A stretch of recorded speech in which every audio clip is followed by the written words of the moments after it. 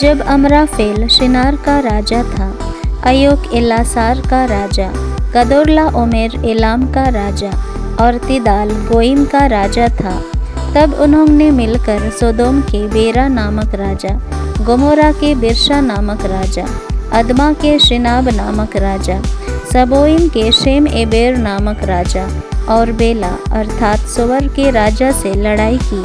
वे सभी सिद्दीम नामक घाटी में, जहां अब लवन सागर है, एकत्रित हुए। 12 वर्ष तक वे कदोर्ला ओमेर के अधीन रहे, किंतु उन्होंने 13वें वर्ष विद्रोह किया। इसलिए 14वें वर्ष कदोर्ला ओमेर और जो उसके साथ के अन्य राजा थे, वे अश्वरोत करनीम में रफाइयों, हाम में जूजियों, किर्यताइम के मैदान में एमियों और सेर नामक पहाड़ी प्रदेश में रहने वाले होरियों को पराजित करते हुए उसके आगे एल पारान तक पहुंच गए, जो रेगिस्तान के किनारे पर स्थित है। फिर वे पीछे मुड़े और एन मिशपाट अर्थात कादेश तक आए। उन्होंने अमालेकियों का सारा देश और अमोरियों को, जो हस्सोन तामार में रहते थे, अपने अधीन कर लिया।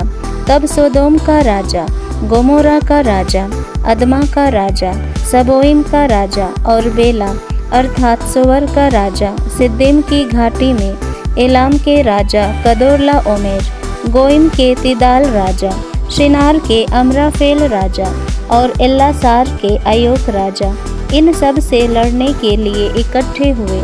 4 राजा 5 राजाओं के विरुद्ध थे। सिद्दीम घाटी में बहुत से डामर के गड्ढे थे। जब सोदोम और गोमोरा के राजा भाग गए तो उनके कुछ सैनिक इनमें गिर गए, शेष पहाड़ों की ओर निकल गए। शत्रुओं ने सोदोम और गोमोरा की सारी वस्तुएं और खाने पीने का सारा सामान ले लिया और चले गए।